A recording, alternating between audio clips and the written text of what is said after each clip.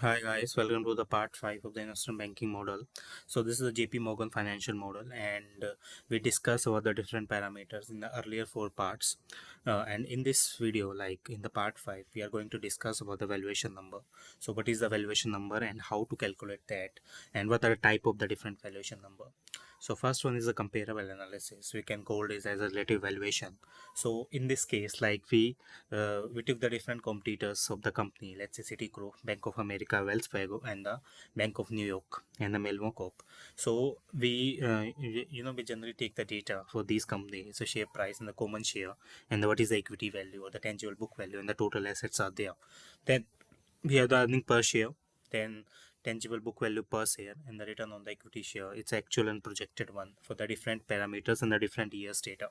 So in this video, like we are going to discuss our last year data. It's a 2018 data, and this is the total assets value, and this is the total earning per share. This is the tangible book value, and this is the return on tangible equity value. Then we take the median value. Let's say this is the median value of the particular company. And why we take the median value? Because median value is the middle value of the any number. So this is not the lowest value or the highest value, this is the middle one. So that's why we took the median value. Then we have the mean value. So this is the average of the particular number. So this is the average of the particular number. Then we have the another number is share price of the JP Morgan. Then we have the valuation schedule on the different parameter. So it's a city group with the share price. Then this is the equity value and the tangible book value or the total assets. Then we take the price by book value, the multiples. So there are the different type of the multiples for the equity valuation or the different type of the valuation number. Then we have the tangible book value or the tangible price by book value shares. So this is for the different parameters or to understand the different underlying assets of the business of the company. So we take this data from the cap IQ, the different platform is the FactSet and Bloomberg as well. So then we have the net income calculation. So we take this number from the Bloomberg. So on the basis of different years, so what is the net income of these banks? So first one is Citigroup. Then we have the Bank of American Corporation. This is the Wells Fargo, and this is the Bank of New York Mellon Corporations.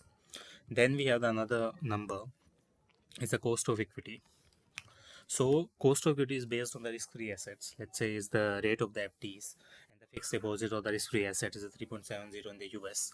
Then we have the equity risk premium. Let's say how much extra premium we can earn if we not invest in the equity assets, or we not invest in the risk-free assets. Then we have the comparable company of the different groups is the average equity value. Then the Bank of America is the Wells Fargo and the Bank of America Mellon. So these are the equity value different.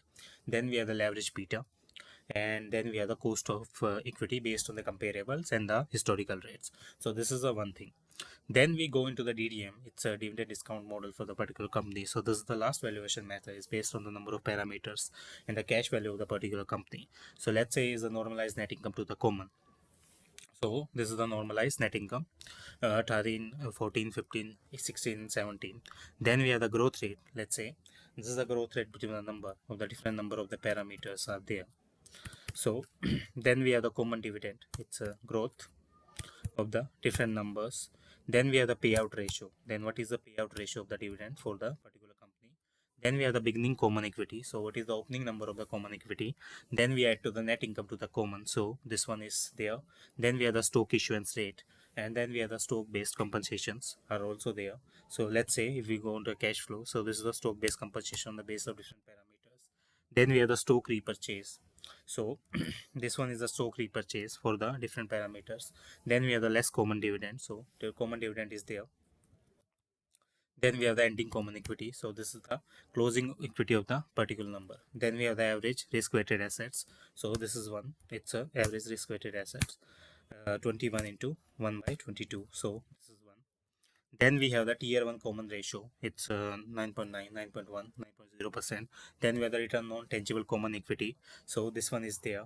Then we have the ending common equity and less disallow intangible assets or the other adjustments. So this is the total common capital, and this is the discounted period of PV dividend. So this is about the cost of equity, and this is the data table. So we test the cost of the equity and the different growth rate and the different cost of equity. So this is the final rate, and here this is the final rate is coming. So we forecast this on the basis of different parameters. So this is the sensitive analysis and different forecast stage for the different numbers. So this is how the valuation of the number is work, and this is how the investment banking model works for the model.